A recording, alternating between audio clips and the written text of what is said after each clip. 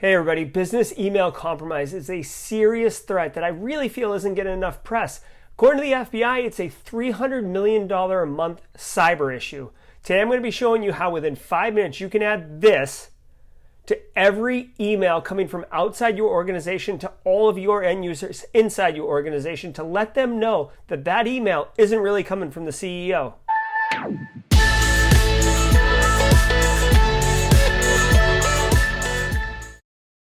Hey everybody, so today we're going to be talking about business email compromise and really a quick, easy technical control that you can put in place that really for free in most instances that can help mitigate the risk of this threat being realized. Now, really quick, business email compromise is a massive problem that I personally feel doesn't get nearly the amount of attention that it deserves, especially in the news and media. Like ransomware is front page every day. Data breaches, front page every day. Well, business email compromise last year, according to the FBI, was a $1.7 billion issue, and it's really only going to get worse. Some other reports have seen $300 million in business email compromise a month in the United States. So it's a massive problem.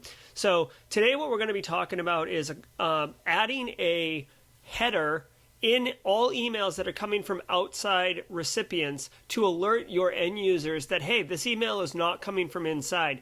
So business email compromise, really quick for background, is basically an email that comes from a threat actor pretending to be someone of authority in the organization, like a CEO or a CFO, and instructing somebody else in the organization, typically someone who works in payroll or finance, to wire money or change routing numbers, account numbers on financial transactions. And there's usually some level of urgency put on it. Hey, this is the CEO. I need you. I just talked to the vendor or whatever, and I need you to make a change to the wire transfer for this afternoon to this number. Now, this banner situation resolves the problem when someone says they're the CEO, but it's because you can't see the full email address and you can see the domain name is not the correct one from your organization, or it's a domain name that is actually kind of spoofed where there's something weird about it. Like instead of Microsoft.com, it'll be like M1Crosoft.com.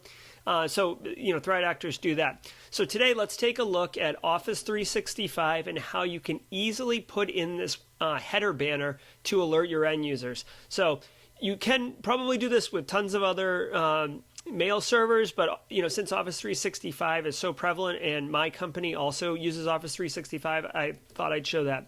So you're going to log into your Office 365 Admin Center. Obviously, I'm running dark mode because it's awesome. Go to Exchange. And when you click on Exchange, you'll be brought into here, the Exchange Admin Center. You're going to select Mail Flow. It's this option on the left here. And within there, you'll select the plus symbol and do Create a New Rule. Now, with the new rule, you can name it whatever you want, right? External Mail Banner. You're going to apply this rule if the recipient is located outside the organization. What are we going to do? We're going to do one of the following. Now this took me a minute, okay? So this is probably like the gem of the video. You can see that append the disclaimer is the only option. There's no other ones. It took me a while to figure this out. You have to click this More Options button right here. And when you do that, so once you're in here, you're going to want to do Apply a Disclaimer to the message, Prepend. So this is going to come up above the body of the email itself. So prepend a disclaimer. We're going to enter text. Now I'm going to put this text in the in the body of the YouTube video. So just look down below and you can just copy and paste this. You can change it however you want, but I'll show you what this one looks like when it resolves in the client. So you're just going to go ahead and copy and paste that right in there. Select one. Now I select wrap on this one. So what these three options are fallback action. If for whatever reason this code does not work, you can either have the email get delivered as is without the header, which I wouldn't recommend because you're going to train your user base to be looking for these headers. You can reject it where it just rejects the email altogether. Also don't recommend that. Or you can wrap it where it'll email the end user and have the email bundled up as an attachment to the email, indicating that there was some error applying this rule to it. So go ahead and select wrap. And we're going to save that. I've got 2 rules here, so it doesn't matter. I just wanted to walk through it for you. But now when you send an email from outside the organization, for example, from my personal Gmail account to my Coastal, which is my company's account, it would apply the banner. You can see I've already done this. And so this is coming from my personal Gmail account to my Coastal account, and you can see this banner has been added. Caution, the email originated from outside. It's bright orange box. It's got caution in all caps. So this really indicates to end users, okay, this is from outside. So if I was to think that this was coming from the CEO or CFO, this would be an indicator that something is foul. Now, you can train your user population to begin looking for this.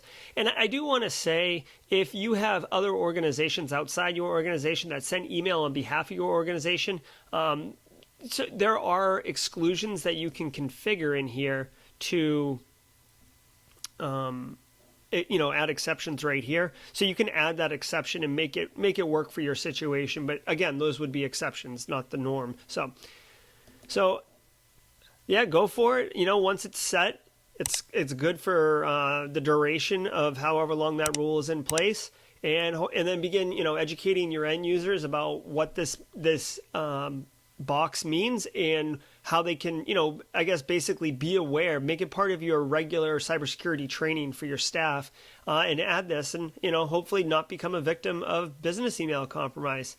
So just as a quick disclaimer, I do want to point out, if a cyber threat actor is able to phish credentials of the CEO, for example, and get into the inbox and then send the email, this is not going to prevent that, because the email will be coming from inside the organization, not outside the organization, obviously. So, it helps. It doesn't prevent it altogether, but if you're getting your CEO phished and given their credentials up and they're not aware of it and not notifying you to reset their credentials and stuff, you've got other issues and problems, and hopefully detecting a phish is part of your standard cybersecurity training. So thank you. I hope this helps somebody, and until next time, stay secure.